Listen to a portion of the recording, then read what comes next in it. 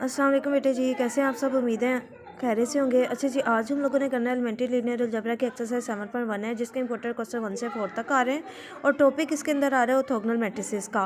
और अगर मैं बेटा आप मेरे चैनल पे न्यू हो और अभी तक मेरे चैनल को सब्सक्राइब नहीं किया तो काइंडली मेरे बेटा कर लें और बेल आइकन के बटन को ज़रूर प्रेस कर लें ताकि मेरे आने वाली वीडियोज़ की अपडेट आपको मिलती रहे। और ज़्यादा से ज़्यादा दोस्तों से शेयर किया करें। शेयर करना क्या होता है, सदका जारिया होता है। मे भी मेरी वजह से आपकी वजह से किसकी हेल्प हो जाए, हेल्प करने की बहुत अच्छी बात है। अच्छा जी, इसके अंदर क्या हो रहा है, ऑर्थोगोनल मैट्रिसेस का टॉपिक क्वेश्चन 1 से 4 तक सेम टॉपिक चलेगा। In each part determine whether the matrix is orthogonal and if so find the inverse. अगर मैट्रिक्स आपके पास ऑर्थोगोनल है तो फिर आप लोगों ने इसका क्या करना है, इनवर्स भी फाइंड करना है। यहाँ पे हमारे पास ऑर्थोगोनल मैट्रिसेस की डेफिनेशन ये कहती है कि पहली तो बात तो जो हमारे पास मैट्रिक्स गिवन है वो एक स्क्वायर मैट्रिक्स होना चाहिए। देन उसके बाद आपके पास A inverse is equal to A के ट्रांसपोज के इक्वल होगा और इक्विवेलेंटली इसी के अकॉर्डिंग अगर ए का ए से ए और ए के ट्रांसपोज की मल्टीप्लिकेशन और ए के ट्रांसपोज और ए की अगर प्रोडक्ट ले लिया जाए तो दोनों केसेस में आंसर आपके पास आइडेंटिटी मैट्रिक्स आना चाहिए।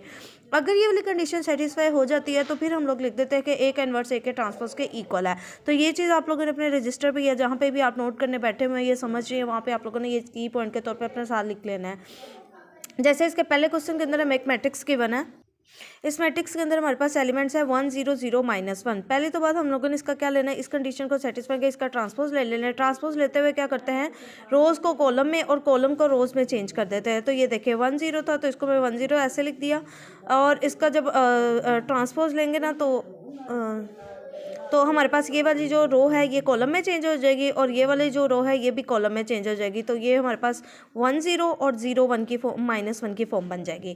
फिर हम लोगों ने क्या करना है, ए और ए के ट्रांसपोज का क्या करवाना है, प्रोडक्ट करवाना है। दो मैट्रिसेस का प्रोडक्ट लेना आपको आता होगा, अगर नहीं भी आता फिर भी आप कमेंट सेक्शन में मुझे पूछ सकते हैं, मुझसे डिस्कस भी कर सकते हैं। वीडियो के डिस्क्रिप्शन में व्हाट्सएप ग्रुप का लिंक मिल जाएगा जिसके थ्रू आप मुझे ज्वाइन भी कर सकते हैं। वहाँ पर मैथ्स से रिलेटेड कोई भी प्रॉब्लम आपको आ रही है तो वो हमेशा डिस्कस कर सकते हैं।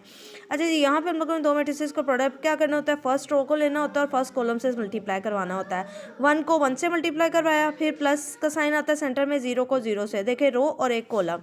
फिर इसी रो को मैं यूज़ करूंगी और सेकंड कॉलम से मल्टीप्लाई करवाऊंगी। 1 0 द 0, फिर 0 1 द 0, ठीक है। उसके बाद मैंने सेकंड रो पकड़नी है और फर्स्ट कॉलम से और फिर सेकंड कॉलम से मल्टीप्लाई करवाना है। 0 1 द 0 आ जाएगा, -1 को 0 से करेंगे, ये भी 0। मतलब फर्स्ट एंट्री को फर्स्ट से, सेकंड एंट्री को हमेशा सेकंड से मल्टीप्लाई करवाना है। यानी उसके बाद 0 को फिर 0 से और माइनस प्लस होकर आपके पास आ जाएगा 1। ऐड सब्ट्रैक्ट करने के बाद आपके पास आंसर आ जाएगा। यहाँ पे डायगोनल एंट्रीज 1 आ जाएंगी, बाकी दोनों एंट्रीज आ जाएंगी 0। तो यही हमारे पास क्या होता है, आइडेंटिटी मैट्रिक्स होता है जिसमें सिर्फ डायगोनल एंट्रीज हमारे पास 1 होती है, बाकी सारी एंट्रीज क्या होती हैं, 0 होता है। तो अगर हमारी ये कंडीशन सेटिस्फाई हो जाती है कि ए और ए का ट्रांसफर या ए का ट्रांसपोज ए हमारे पास अगर इक्वल टू आइडेंटिटी मैट्रिक्स आ जाता है तो फिर हमने क्या कर देना होता है, ए के इनवर्स इज इक्वल टू ए का ट्रांसपोज लिख देना। तो अब ए का इनवर्स इज इक्वल टू ए का जो ट्रांसपोज लेके रखा हुआ है वो इसके आंसर में हम लोग क्या कर देंगे, लिख देंगे। बात करते हैं इससे नेक्स्ट क्वेश्चन में। सेम कॉन्सेप्ट यही आप लोगों ने सारे क्वेश्चंस के अंदर क्या करना है, यूज़ करना है। जैसे इसका एक बी पार्ट उन्होंने इस तरह से दिया है, 1/√2 -1/√2, ये एंट्रीज दी हुई हैं। हम लोगों ने इसका क्या लेना है, ट्रांसपोज लेना है। ए का ट्रांसपोज मतलब इस रो को पकड़ना है और इस कॉलम फॉर्म में लिख देना है, फिर इस रो को पकड़ना और कॉलम फॉर्म में लिख देना है। फिर ए और ए के ट्रांसपोज को हम लोगों ने क्या करना है, प्रोडक्ट लेना है। ठीक हो गया। अभी मैंने फर्स्ट क्वेश्चन के अंदर भी प्रोडक्ट लेना है। पहली रो पकड़नी है और उसको फर्स्ट कॉलम से मल्टीप्लाई करवाना है, सेंटर में प्लस का साइन होगा, फिर फर्स्ट रो को पकड़ना और सेकंड कॉलम से मल्टीप्लाई करवाना है। ठीक है, ये इस तरह से हमारा कंप्लीट हो जाएगा। तो ये हमारे जब प्रोडक्ट कंप्लीट हो जाएगी तो आपने फाइनल आंसर पे फोकस ये होना चाहिए कि वो आपके पास क्या होना चाहिए, आइडेंटिटी मैट्रिक्स आना चाहिए जिसकी डायगोनल एंट्रीज 1 और बाकी दोनों क्या हो सकती हैं, 0 हो जाएंगी। तो अगर हमारी ये कंडीशन सेटिस्फाई हो जाती है फिर हम कह देते हैं कि ए का इन्वर्स जो है ए के ट्रांसपोज के इक्वल है। तो ए का इन्वर्स इज इक्वल टू जो ए का ट्रांसपोज लेके लिखा है वो हम लोगों ने इसके आंसर में क्या कर देना है, लिख देना है। तो ये आपकी एक्सरसाइज 7.1 के अंदर था। क्वेश्चन नंबर 4 के अंदर इस तरह से मैट्रिक्स गिवन है। अब देखें, अगर हमारे पास 2/2 तक की बात हो तो हमारे लिए बड़ा इजी है उसके प्रोडक्ट को बनाना भी।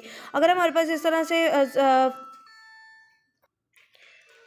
अगर इस तरह की सिचुएशन आ जाती है जहाँ पे हमारे पास 4/4 ये इस तरह से मैट्रिक्स, बड़ा मैट्रिक्स आ जाता है, ठीक है, जिसका ऑर्डर ज़्यादा होगा, तो उस केस में आप लोगों ने ईच रो का नोम फाइंड करना है। अगर उस नोम का आंसर आपके पास 1 आ जाता है ना हर केस में, हर रो के केस में, तो फिर वो क्या हो जाएगा, वो ऑर्थोगोनल हो जाएगा। ठीक है, और अगर ऑर्थोगोनल हो जाएगा तो ऑर्थोगोनल के बाद हम लोग एक इनवर्स एक ट्रांसपोज के क्या रख देंगे, इक्वल रख देंगे। अब ये देखें, अगर हमारे पास, अगर मैं फर्स्ट रो को लेती हूँ, फर्स्ट रो का नोम का मतलब है आपने ईच एंट्री का स्क्वायर लेके उसका क्या कर देना है, स्क्वायर रूट कर देना है। फिर रो 2 को लेना है, फिर रो 3 को, रो 4 को, सभी का नोम फाइंड करें। अब देखिए तीनों का नोम क्या आ रहा है, डिफरेंस आ रहा है, तो इसका मतलब ये ऑर्थोगोनल नहीं है।